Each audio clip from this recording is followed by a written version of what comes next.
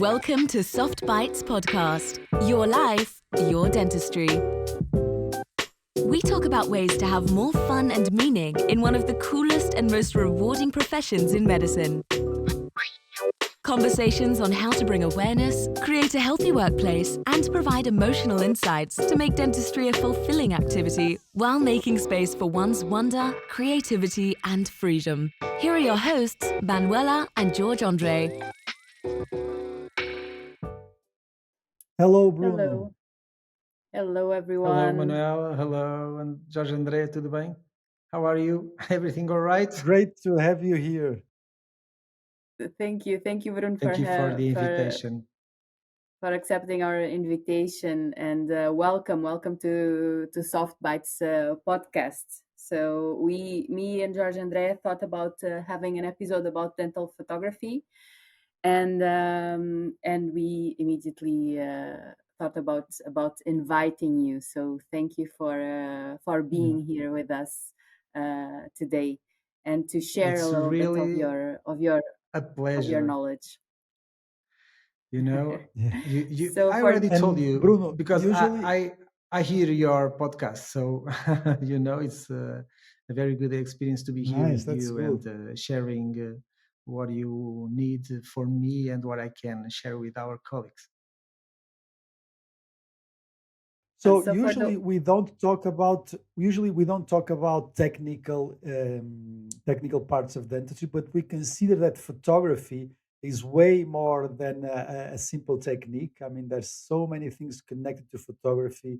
I mean, there's patient communication, there's documentation, there's marketing, there's social media, there's personal professional image. I mean, it's impossible to have a business today without thinking about any sort of video or photography. So I think there's way more that you can share with us besides the technical part of photography.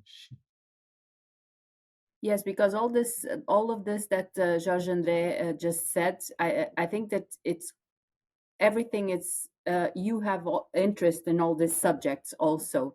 So we talk a lot about the human skills in dentistry, and I think that you bring all of that also to the photography. And it's interesting because we talked not so long ago, and you said something like photography was like your mission. So not only your mission in dentistry, but like a life mission. And I was very interested. I was very interested on that.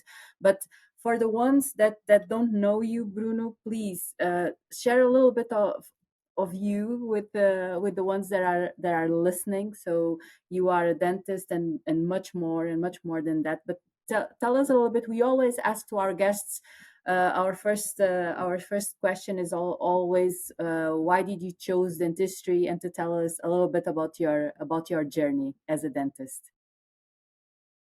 Okay, so as most of our colleagues, for at least here that I know, almost everyone wanted to go to medicine. So it was my case. I went to dentistry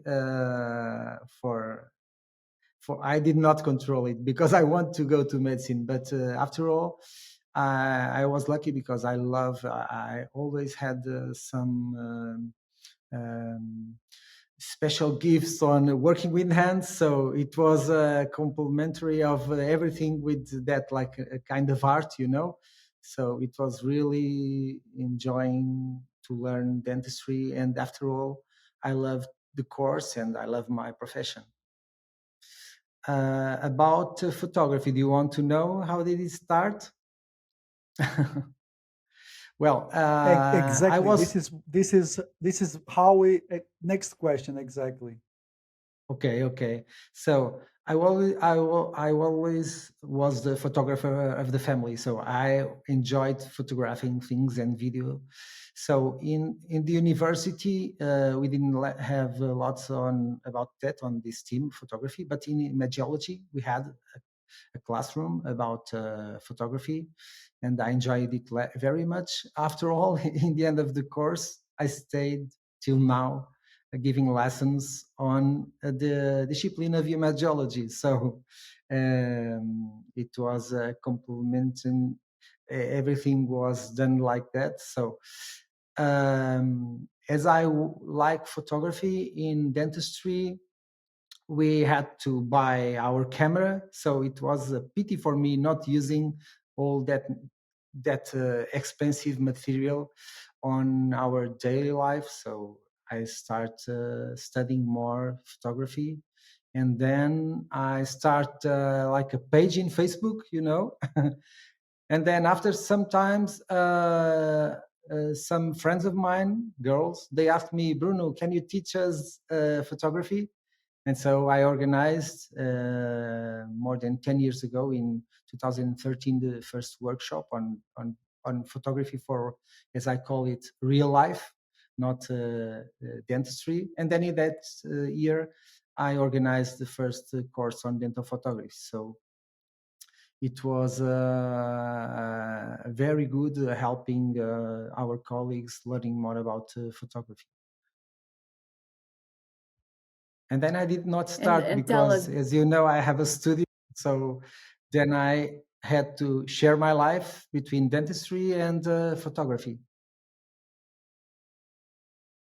yes, because you are not only I mean, your interest is not only photography and dentistry, right? So you are a real photographer, right? Of Yes, the I have. everyday life. Yes, in that time I started making photo shoots sessions outside. Then I created a studio to make those sessions in the studio, and to give the workshops. And then it started growing. And in 2020, I decided to stop during COVID. I decided to stop working so much on dentistry in that time and divide my time between dentistry and photography. In that time, I was already doing everything in photography, but I need more time to develop my studio. So in that time, 4 years ago, I stopped working every day on dentistry. Okay, and for in dentistry, why do you think? Give me the reasons why taking good dental photographies is so important uh, for a dentist nowadays. I think because we already talked about this on podcast, for example, for you to negotiate your work conditions. If you have a good photography portfolio, that's very important, right? So I think nowadays photography and dentistry is huge. What do you think the main reasons that dental photography is important in a dentist's career?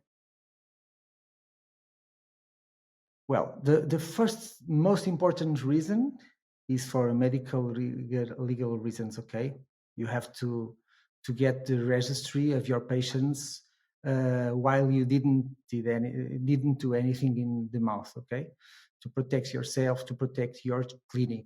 That's the first important reason. After that, you already told it's very important to the diagnose, to study the case, to explain the patient.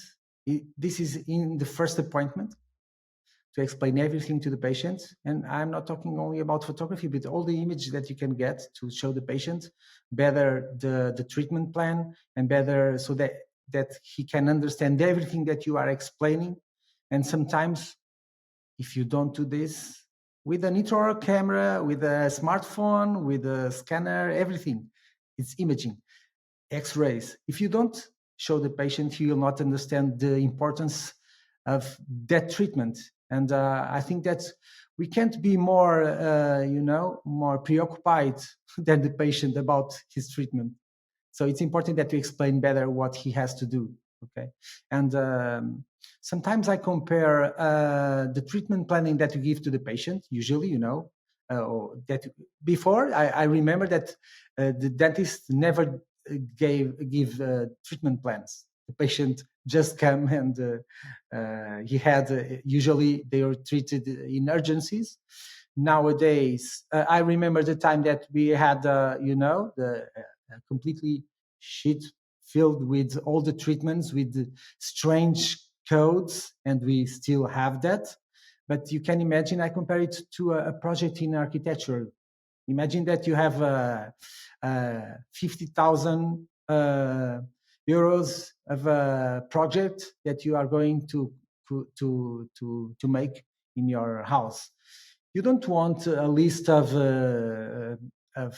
wires, of painting that the guy is going to use in your house. That's what we are giving to the patients sometimes, only a list of things that he doesn't understand anything. Is completely crazy.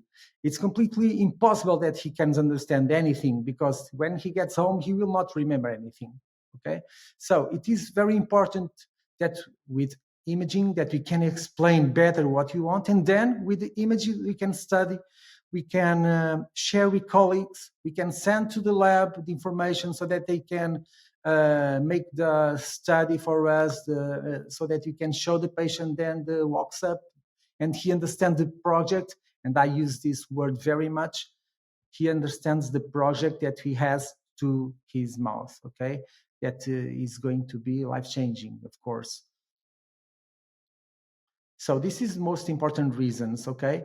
Another important reason is about growing of the dentist, because if you take photographs, you will see the things that you are not doing so well, and you have the chance to correct it later.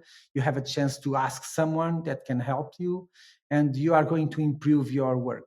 So, Manuela, when I told you that photography was a mission for me, it's like a mission because I know that dentistry can be much better, and the doctor can be much happy, and the patient can be much more well treated if the doctors take photographs to their cases. Okay. Another important thing for me as a clinical director of a clinic or an owner is to implement a protocol of photography, because usually we don't see the work of our colleagues, and if we implement the protocol of dental photography, they can have the works photographed, and we can see later and check something. But besides that, as a colleague me in the other day in the course, he told me in Paris, he was telling Bruno, no one is going to take photographs to shit. Okay, so you can understand that if you implement a protocol in the clinic, the doctors will take more care with your patients. So this is very important also for those who are driving a clinic nowadays. I think these are the most important reasons. Yeah, Bruno, I think, I think that the way that you place the importance of photography is really well placed, because and I don't know if you agree with me, but basically it is, you may have a very good dentist that is a bad photographer, but a good photographer will be almost most of the times a very good dentist. Yeah, because it's impossible to take good photos and not improve your dentistry. While you were talking, Yes. I was thinking about that. I mean, everyone that I know that takes good photos is also, at least that's the idea I have, is also a very good clinician, right? Because photography, as a result, it will make you a good clinician. But yes, we have a lot to talk about photography, because the way that you place it is not only from the technical part, is mainly for treatment plan presentation, right? For Yes. for communication with the lab. So today photography is really at the center of the patient relationship, and at the core of dentistry. Yes, Andre. And we are not talking about, Manuel asked, what do you think the importance of why they should take good photographs? And I don't like the good, because first they have to photograph their cases. And after that, our colleagues, sometimes they will grow, of course, if they take photographs, and they will see that the photos maybe are not like the photos that Andre publishes or I publish or other colleague publishes. So he might want to improve the photography. And another important thing is that nowadays with the social media, we share a lot all this kind of nowadays with social media, we share a lot all these kind of cases and clinical cases, and we share them online. And it is very good because, our colleagues that don't photograph, or those that start photographing, they can see where they can achieve. Okay.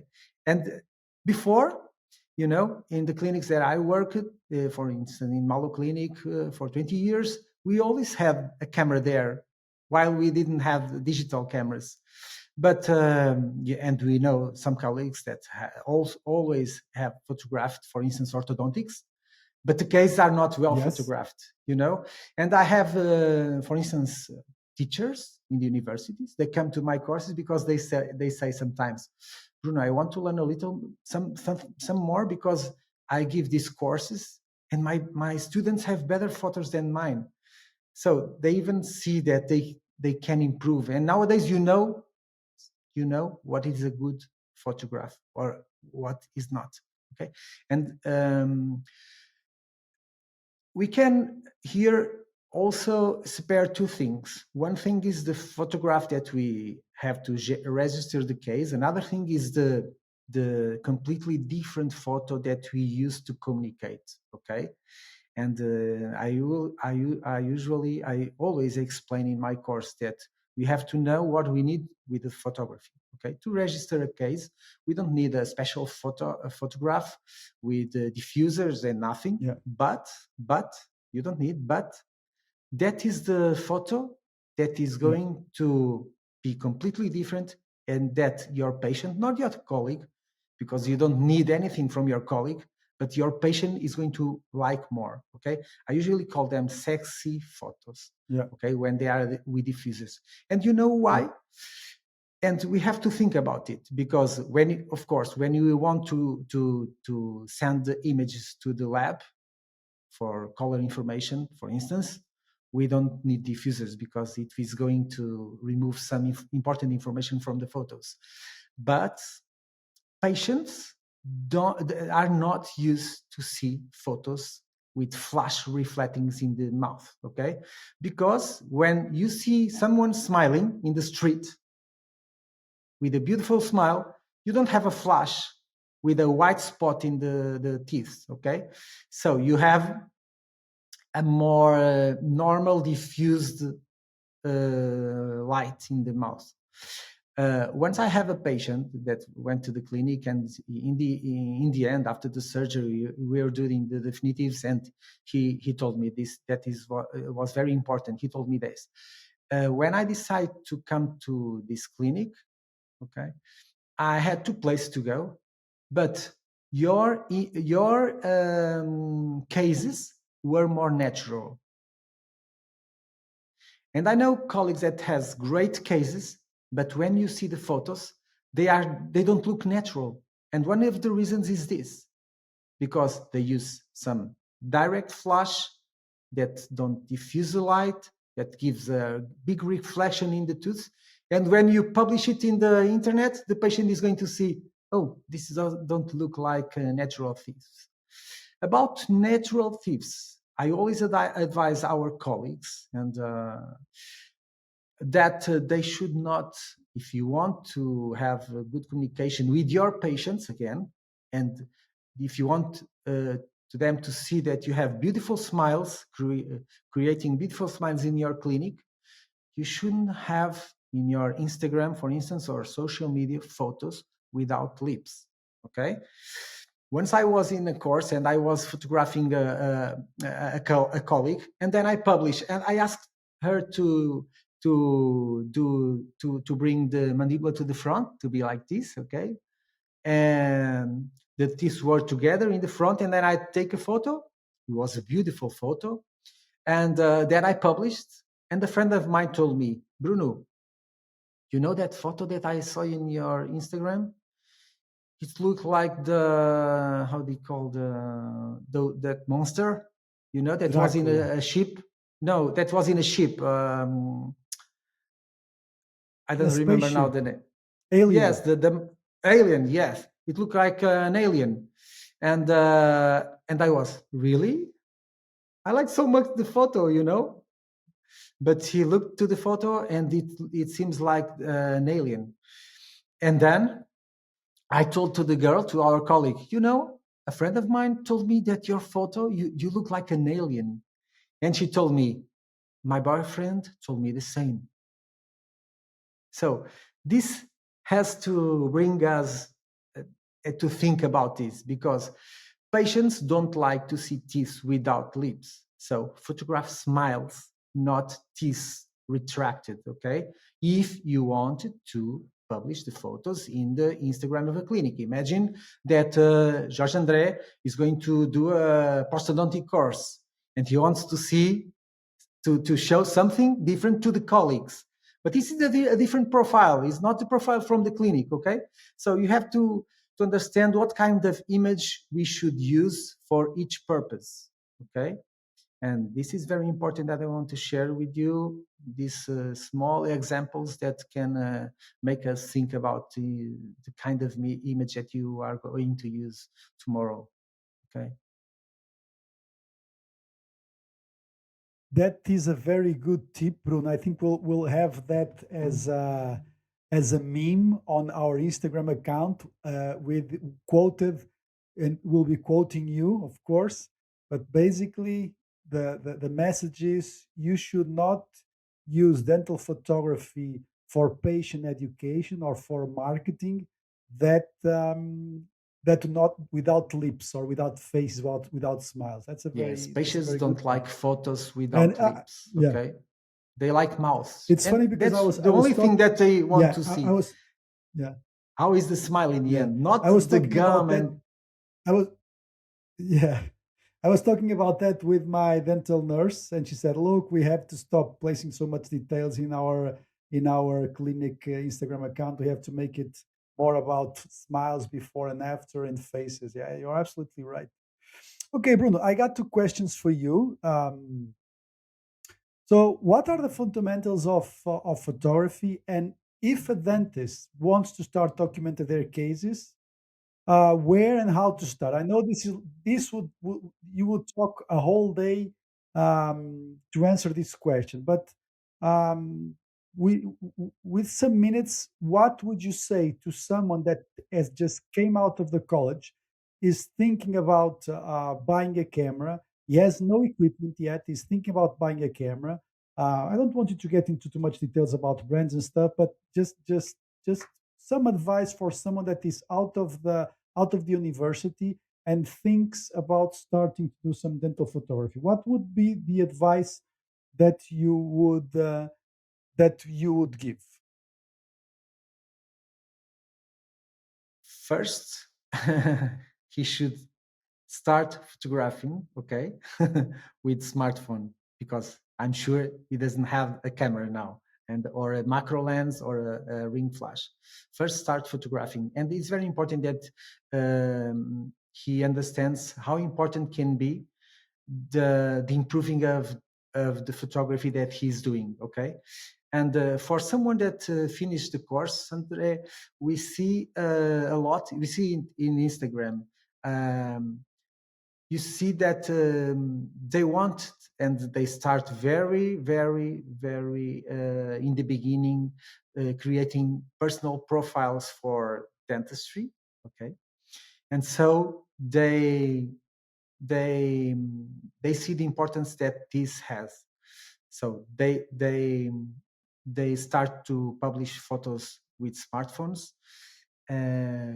But even with smartphones, we should use some rules, because if we have rules to photograph with a camera, a professional camera, the rules should be the same to use the smartphone. Okay, so of course, and I give course. Of course, I advise them, if they like imagery and they want to communicate better, and if they want to impact some clinic where they want to work later, okay, in some time, or they want to have more patients, they should have more professional photos, because we can still see the difference. Okay, even that in Instagram we know that we have a small square, but the quality we can see there. Okay, but even with the smartphone, we should use the basic rules. So one of the most important things that the smartphone has usually is a wide lens. So they should protect themselves from getting too close to the mouth, because we are going to distort the teeth. It's the same with the lens. If you use a 60 millimeter lens focal distance, okay? So they should come a little behind the patient, for the place where usually we get the teeth observed by us. As the same is with the face. If you want to do some oral facial harmonization, we should have a perfect distance from the face, not to distort the face of the patient. Okay. Then you have to learn how to light the teeth, the same. Use the retractors, the same as you should do with a professional camera. But of course, it's very important, George, that for me it's a pity when you have, and I can give you a receipt to place in the camera. Okay, so if you want to learn to take photographs with a professional camera, you even can buy one in second hand, and you don't waste so much money like that, and you can have a great kit for photographing. But it is very important that you understand, and I think that dentists, they are clever, and it's really stupid when you have something that you don't understand why you are using. Okay, and if I tell you that you have to place the aperture in f22 or the speed on in something, you can do it maybe. Okay, or you ask someone to place it in the camera, and then you can't touch anymore. Are you going to be happy in photography? Of course not, because they're not understanding. And if you have a problem later, you will stop photographing. And for me, it's very important that as a clever guy, as dentists are, they should understand what they place in the camera. And I usually say that those numbers that we place in the camera are the least important thing in dental photography, you know? I usually say that dental photography is photography for monkeys, or if you want, for dummies, because it's really stupid that we spend so much money in a camera, and with the greatest lens, for instance, for portrait, that is the 100 millimeters lens, f2.8, it's great camera, and we just use it with eyes closed, because we close the aperture, because in the mouth, I usually say that we had the worst conditions to work with the camera in the world, because we have a great camera, a great lens, and we close everything. Imagine that we are blind, or we are not blind, but we close our eyes to go in the street. So, but for professional reasons, we have to do that. So we have a flash to light the image.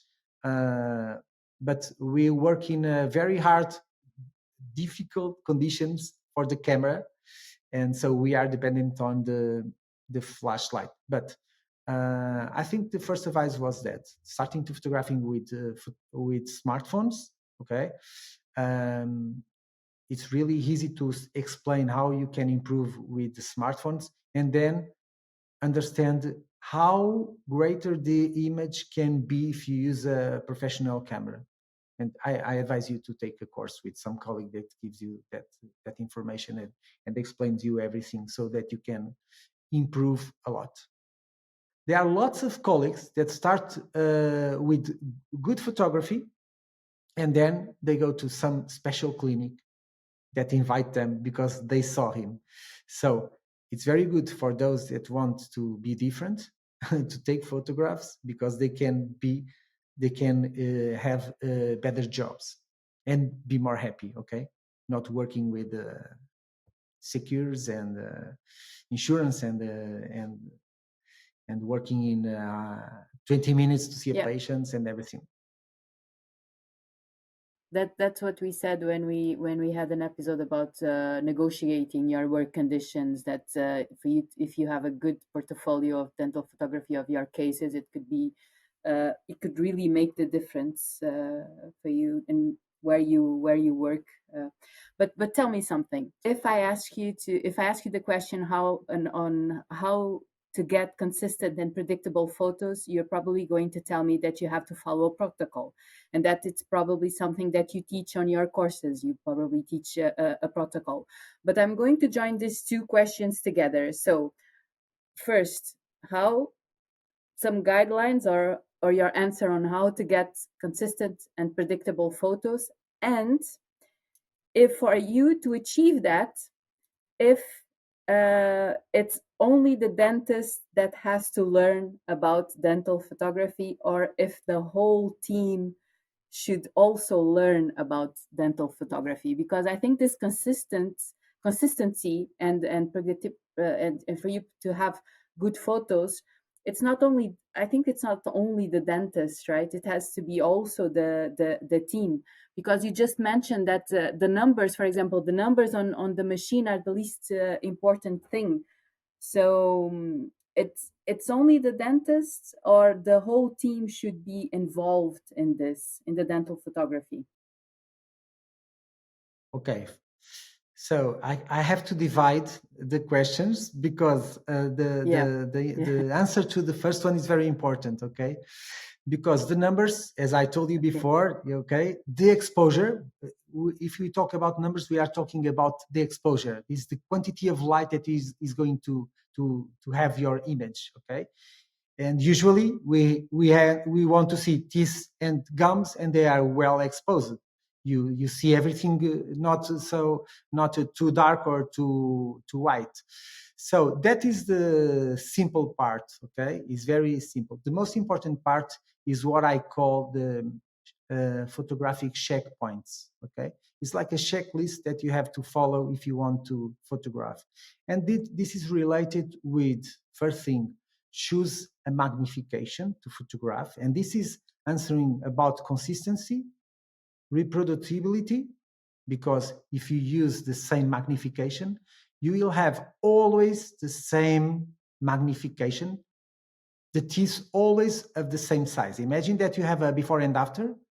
You can superimpose them, because you are in the right distance to photograph both. You will not have distortion, and all the mouths of your patient will be in the same size. Okay, so this is the first important thing, magnification. Then another thing is about composition and orientation. Okay, you have to know in each photo what do you want to have. I don't want to have the tongue, for instance, in the lower occlusal photo. But then you have the most important thing and most difficult, and that usually colleagues have some more difficulties. It's about orientation. It's like, how am I going to land this plane? Okay, how am I going to have always the same place to see the mouth? So I have some guides, okay, some lines, some references in the mouth, inside the mouth, that you can follow, so that you can have the photo with the patient sitting. Okay, when you have to finish 2 central incisors, we go to the front of the teeth, and you have to see the plane and the mouth and the pupil line, so that you can have the teeth perfect. Okay, with With dental photography, I don't need that, because with those references that I'm going to give you, you can have the patients lying down and you can have the photos perfect. And also to have the photos before and after that you can superimpose. And I usually in my course explain that when you have, for instance, the lab work, they should use the same reference so that you can superimpose the model with the veneers in the mouth later. And this is very important. So answering all again about the second thing, it's the team. Okay, for me, the course that I like more to give are the course on dental clinics. Okay, exclusive for dental clinics. And why? Because I can work with all the team, and we can think about how can we improve not just the dental photography protocol and establish it, because it's much easier for me to arrive there to talk, for instance, with George Andre, and to think about a plan to uh, to improve the photography in general, but also to implement things like how are you going to organize, who is going to take the photos, the extraoral, do you want to install a studio, how do you want to have the image in the end in the studio, what is your ideal portrait photography for your patients, because it can depend from your personal taste, you like more with a black background or a white. And so we are going to work on that. And then I talk about marketing a lot, because I always want to help our colleagues about that. So it is very important that you understand how to take all the photographs that you can use in your social media or your web pages. So with those kind of courses, I can teach you intraoral photography, that usually are the only thing that doctors want to learn. Then the professional portrait photography for your patients. I think it's really a pity when we take photographs to our patients and they seem like they are dying or they are in the prison, okay? And I have patients that have the before photos and they publish them in the Instagram. And they are the before, because they didn't went to a studio and they love the photo. And then we take photos of the products that we place in the mouth, okay, the models and everything. And then another very important photo that I want to teach is how to take photos from the day life in the clinic, okay? Because these are the photos that get better interaction and better interaction in the internet, because patients want to see our happiness. They want to feel our temperature and our sensitivity and our love in the photos, and they want to see that we are happy with our dental nurse and all the clima, in the office. They want to feel that.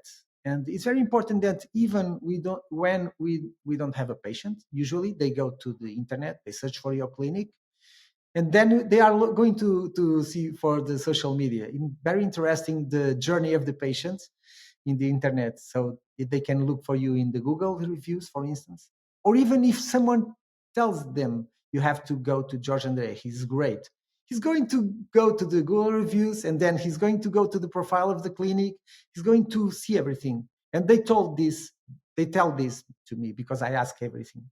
And so you can understand that we have to be perfect in everywhere, and you have to show really who you are. For instance, imagine I have some colleagues in my course that had a website, okay, but they didn't have a photo of them in the website. It's really stupid, because patients need to know us before they go to the clinic, because they need to see that we are not beautiful, but we are very sympathetic, and that we are empathic, and that we are smiling, and they can be with us, and that we are confident, and they can be really well in our clinic and with us.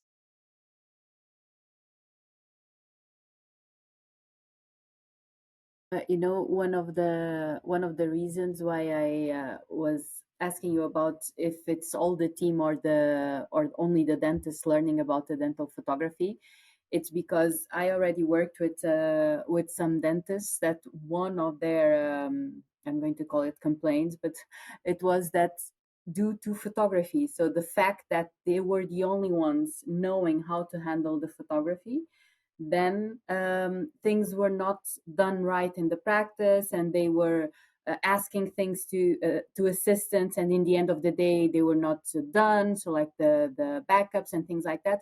And when I asked, but do they know how to do that? Did you teach them? Do you have a protocol? Their Yes. answer was no. I mean, what they teach them was like in the middle of appointments. Oh, now you have to do this and that. So I think that sometimes dentists ask things to their assistants and to their staff that they forget that they know they learned it, but they didn't. So that's why I was asking to you, because I think that in photography is so interesting, and it, again, like you said, it has so much use in a dental practice, not only for the before and after, not only for documented cases, but for so much more, that if the team is really engaged and if the whole team learns not only the protocol but everything about and is connected in the photography process, I think things are much easier, because otherwise it can be just something more that the dentist feels like it's only in his back, something more for the dentist to carry along. And so I think that Yes. photography also can be used in the dental team on that way. One thing that I advise all the clinics, imagine that I finish a course, is that during that week or the after week, they get time to all together do again with each other the protocol. Okay, and they establish the protocol in that time, and they try again everything, all the setups that we have prepared and learned and practice. They should do it. Okay, and nowadays in not only in the photography field but all fields. Okay, when you have a team, you have to do preparation and how do you say simulation. The simulation is very important. Imagine I have the receptionist that has to answer the phone like this. You have to do a simulation, a preparation with a protocol, and photography is the same. You have to do simulation to them. Imagine that I want them to take the photos in the first appointment, and we are going to do a simulation. Someone is going to be the first patient, and we are going to check how much time it will take, because we have to adjust everything, and who is going to take it to make it. And Manuela, one of the worst things in dental photography for patients, can you imagine what it is for patients? Retractors. Okay. I Retractors was going to are say something awful. like privacy on social media or something, but you are No, talking about the discomfort. intraoral. Yeah. Okay. Usually you say, I are going to take photographs, and the patient says, I don't like photographs, and then you say, oh, it's only to the mouth, okay, and everything is okay. But then, if the dental nurse doesn't know how to place the retractors, it is going to be a nightmare. Okay, so it's a very little small thing that we can teach and So we it, can learn it all first, and we starts can there. teach, Huh? It all starts there, of because course. yeah. And in the simulation, they can have them inside the mouth and feel what the patient will feel if they don't have take care on placing that. For instance, it's a very simple thing that is going to change everything.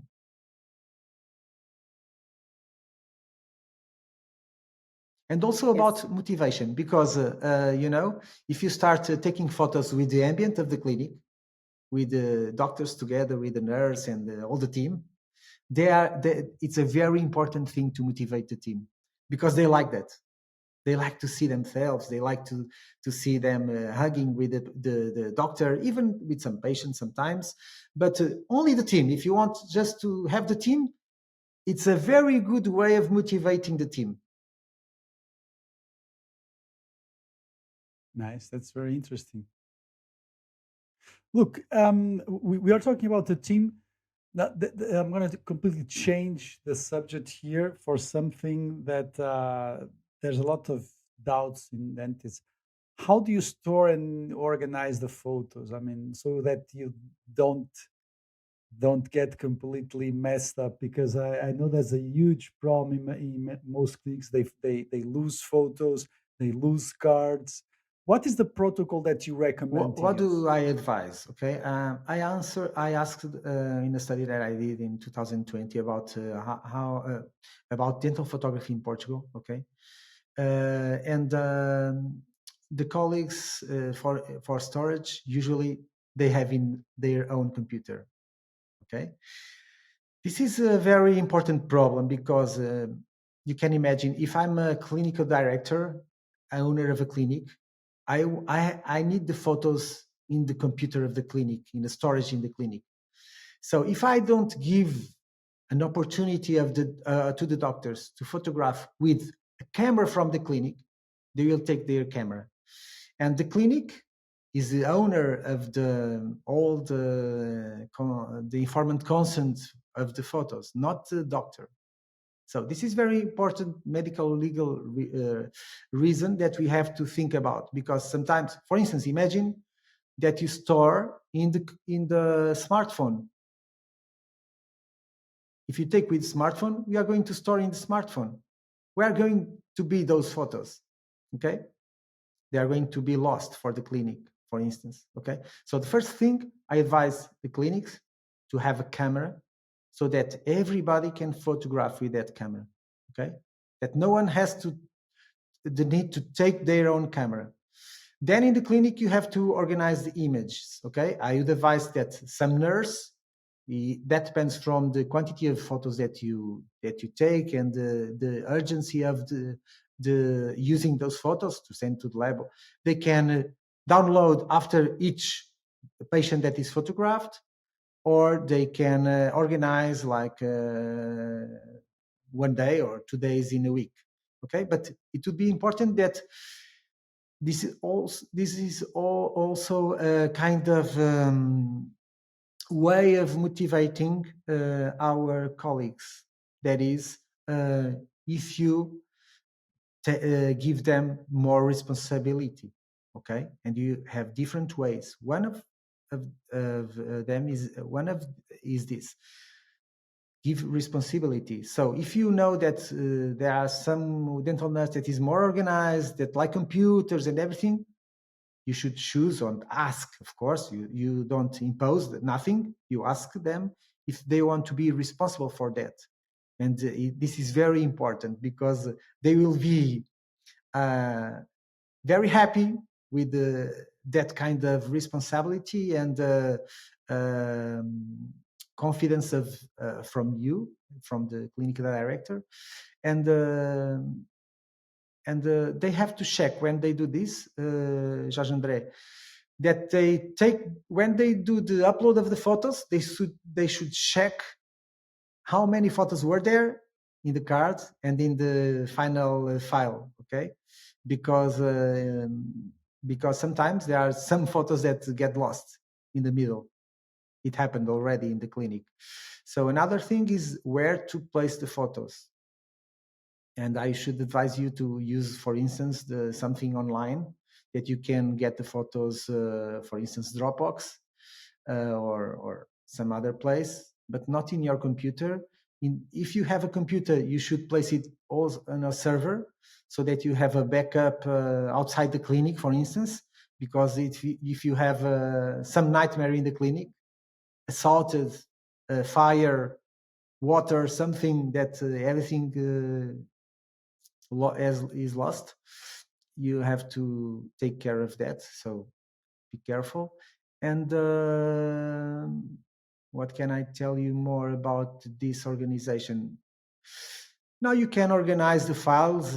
I don't know how you do. It depends from the clinic, but usually the computer organizes better with the profile, pro- um, the number of the clinic, the process that we use, the number, and then the name of the patient, because it's easy for the computer to organize everything. Did I help you? Did I answer you? Now, Okay. just another question. So we've been talking a lot about gathering the team and everything. So we know there are some colleagues that have some that outsource the photography, especially for social media. So my question to you is this: do you think that you should have someone in house to the photography? I mean, it can be a nurse, it can be a photographer. Some, for example, in my practice, I have someone that does photography and dental informatics, also does some radiology. Um, do you think that that's a better idea, or do you Yes. think that to outsource, especially the social media part, to another company or to someone else that is not that much in tune with the practice? Let's say, yeah, because I believe, this is my personal opinion, that if you have someone within the team that can learn photography, you will probably know the team better and know the needs better. What's your thoughts about that? Because we have, especially big practices, sometimes they outsource dental photography, especially for social media and stuff like that. What's your thoughts on that? You are only talking about content, not publishing. About the content. Yeah, Usually only you have about a company. content. Usually you have a company that organize your social media, and they ask you for content. Sometimes they go there, and you pay, or you are asking me if it's better to have someone. Of course, it's always better to have someone. The problem is that you need to have already almost big clinic with one or two office is really difficult. To have someone Yes. Yeah. only doing that, but it's very Yeah. simple to have a nurse doing that. Okay, so if you don't have someone that has education on video and photography and social media, you can have a nurse and usually the youngest, they are very well on social media, they understand everything better than us. So it's really I know a colleague that used that, a nurse that likes to the social media, produces the videos on the directly in the smartphone, and he has lots of content. um, of course, it's really an advantage to have someone in the clinic doing that. In the biggest clinics, you have 2-3 persons for photography, for video, and for marketing, someone 2 or 3 also for marketing. That depends from your size and your goals. But the goals are very important, because sometimes you think, no, I don't want to do this because this is very expensive. But if you need patients, I'm talking about clinics that need patients, because if you have a clinic that depends only from the word of mouth and you have your agenda completely filled, you don't need to invest in marketing because you will not have time to see your patients. So it's really stupid to get some more patients. Okay, you have to change something. Okay, Yeah. But if you have place to have more patients and your clinic is starting, you have to be in social media, or else you will not have patients. Okay, Yes, and we have to be I agree with where you. they I think are. today, yeah, yeah. I think it's very difficult to be in a position where it's only like word of mouth, unless it's like a very, very small practice in a very, very remote area. But I say that most of us we need to be on social media, and it's very good that we have someone like you that really remembers us that the importance of image and all that stuff. And that it can be done in an organic way. I think that's also what you said, Brun. That thing, if you show the natural environment of the place, that you can show who you are also in a natural way. You don't have to fake anything. So, and if it's done inside the team, that can come in an organic way. Those are the photos that create more interaction. You can see your And profile, some clinic profiles, and see that. Bruno, last question. How do you see the future of dental photography? Because I don't know if artificial intelligence is going to Yes, change that's a good one. something That's a good one, Manuela. in photography. But how do you see the future for dental photography? And sorry, Manuel. So let me just add something. I don't know if you saw. I'm sure that both of you have saw this. You saw the AI with video prompts. I mean, you just ask to do a video with a certain characteristics. I mean, it's not even image now. It's like a video. So the things that will be possible in the future are really really crazy. I might be able to ask, oh, give take a photograph of me on an improved way with more muscles, with a better skin, with a better light. Yes, Where do you think this is that going? that you have already. Not the video, but the photo. So you have applications that can create from a simple photo from you a great portrait, professional headshot. Okay, so still you can see that it's not real, but can be in your profile because it's so small that that could be used. Okay, for the dental photography in the clinic. Of course, I think that the video, we didn't talk about video, but the video should be talked about because videos are a group of images, frames. So it's really easy to take some frames and get photos from there. And sometimes we can get more information. We didn't talk about it because we see better the smile, interaction with the lips, with the phonetics and everything.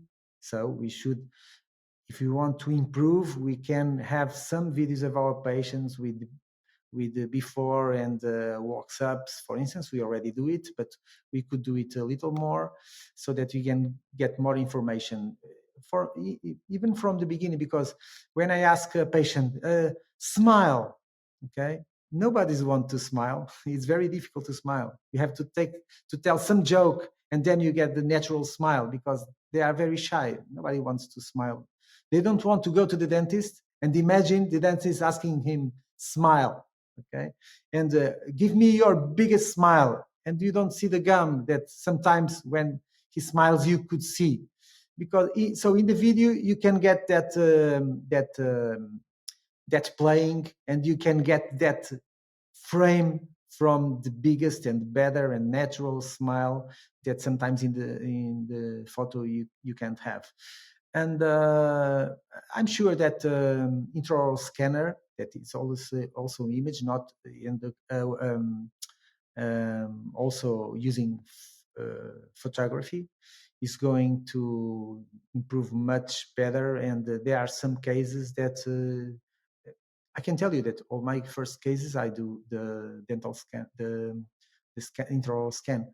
So we have complete information. It's very important tool for communication with our. We are using IA also for the occlusion and everything. For instance, simulation for orthodontics that we can show to the patients.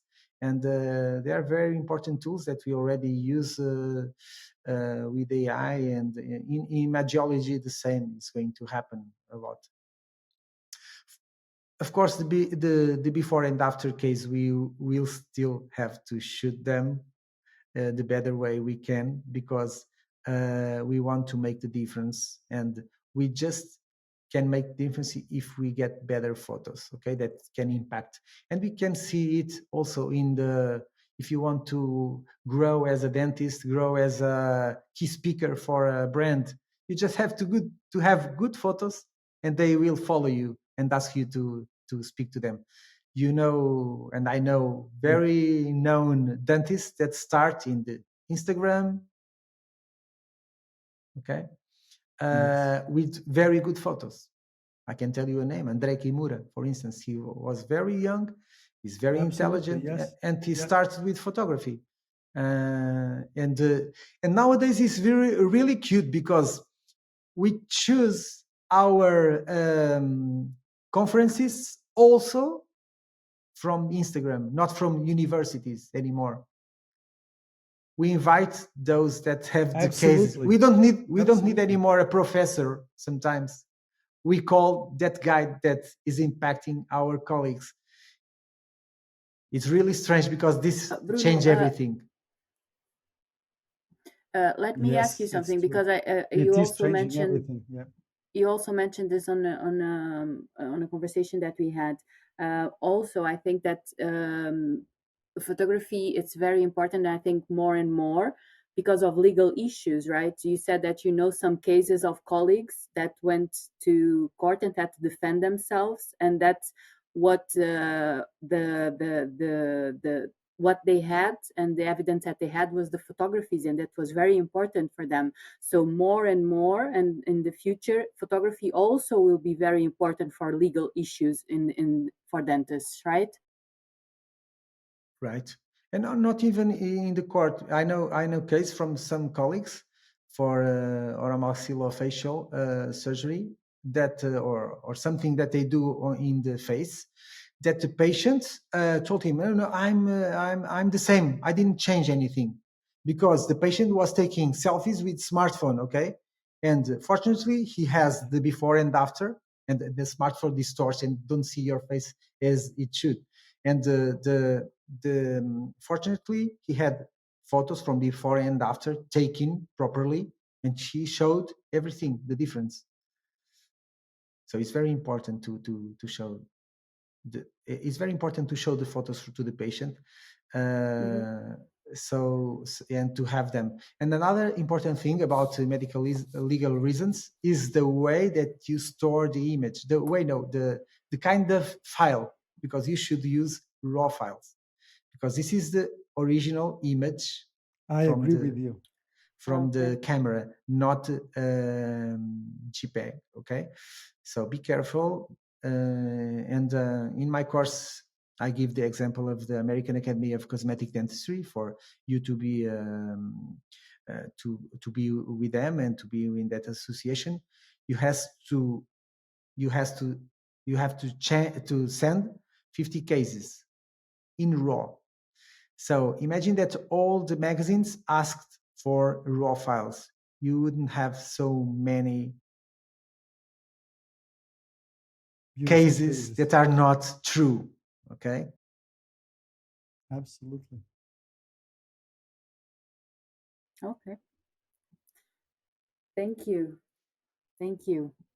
That was very very enlightening, and thank you for just because it's we talk about this on the podcast, and this is just my curiosity, because how was it for you to explore this new path of photography outside dentistry? Because Yes. you developed photography as a passion, um, in a way that has nothing to do with dentistry. So you have, of course, this path of dental photography, and you have your courses, and you love to do it, but you also have your career outside of dentistry as a photographer. How was that? Because I think that's very interesting. Nowadays, I think dentists are exploring all these new paths. I'm an example of that. So how was it? How was it for you? And what do you advise for colleagues that want to explore new paths outside of dentistry? What's your advice for them?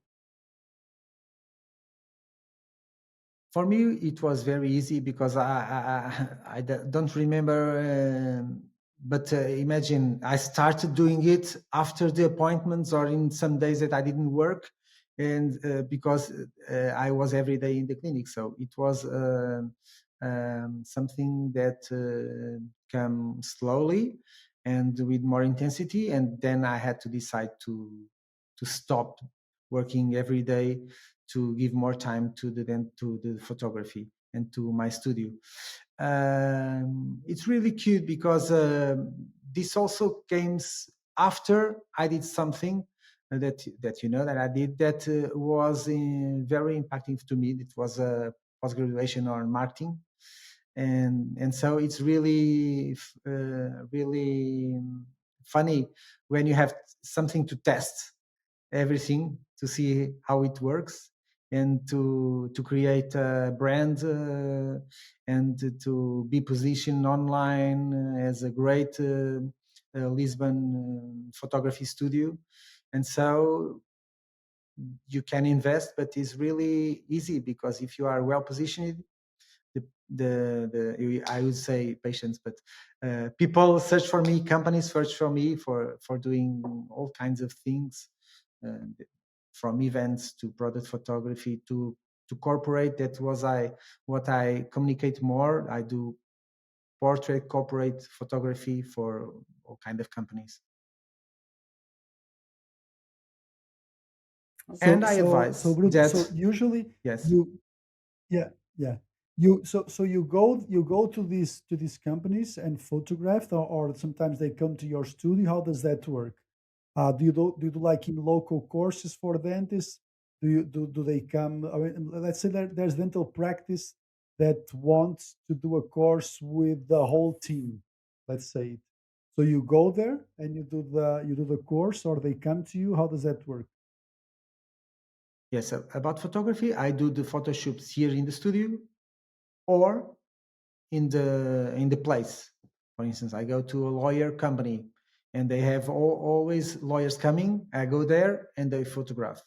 I have some companies, technology, they come here like team building and they have the photos for the company. Imagine, and I have to follow the protocol from German photography that photograph them there. Okay. For the courses, I give here the courses in the studio, and but with clinics, I go to the clinics also um, to give this course in the clinics. When they are here in Lisbon, sometimes I do the second part of the course here in the studio because I have everything in the lights, so they can teach them better. But if usually the clinics they want to upgrade the clinic with the dental studio, so I get or they have already, and I go there and I teach everyone to work with and to create their images. Very good. And last, where can Very people good. find you? Where can people find you? On Instagram, right? And you Yes, have on your website, Instagram, right? I have my website, Light Up Instagram, it's Bruno Studio. Seabra Photography, right? Yes, yes. And your website is? lightupstudio.pt. Okay. Thank you. Thank you so much. Thank you. Thank you. Thank you Thank both. you It so was much, great to be Bruno. here with you. And it was very good to talk about photography without talking anything too complicated or too technical. I mean, photography and image, it connects so many things in dentistry: patient communication, treatment plan presentation, medical legal reasons, social media, content marketing, team building. It's really is. I wasn't even aware of that. To be perfectly honest, I never thought about photography to have. I mean, we do have it in our practice. And by the way, I want to do a course with you. I was just sending you an email to do the course with you. But it is so central. It is so central in dentistry and in practices today that it's really something that we really must pay close attention to. So thank you so much for this. Okay. Thank you both. Thank you. Thank you, Bruno. And thank you for everyone that listened to us. And please go to softbites.online if you want to know more about our conscious leadership course and all the other episodes of Soft Bites. And we'll see you on the next episodes.